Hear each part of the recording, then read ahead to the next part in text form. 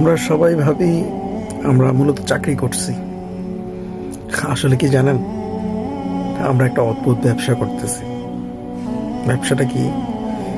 যেমন আমরা রোজ সকালে উঠে আমাদের জীবনের সবচেয়ে দামি 8 ঘন্টা বলেন, 9 ঘন্টা বলেন, এই সময়টা বিক্রি করি।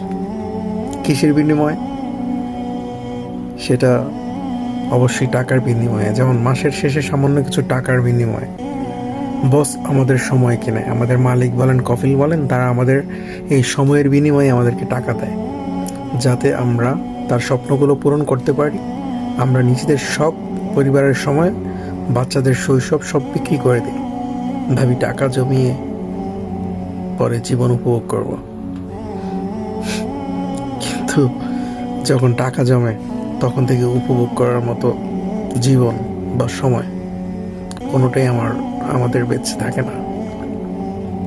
টাকা ইনকাম করা যায়, বস বদলানো যায়, কিন্তু এই যে আজকের দিনটা চলে গেল, এটা কি ফিরে পাওয়া সম্ভব? কোটি টাকা দিলেও এটা সম্ভব না। আমরা আসলে বাঁচি না, আমরা শুধু কিস্তি শোধ করার জন্য টিকে থাকি। আমরা মূলত জীবন বিক্রি করি, জীবন বিক্রি করেই টাকা কিনি। ধন্যবাদ।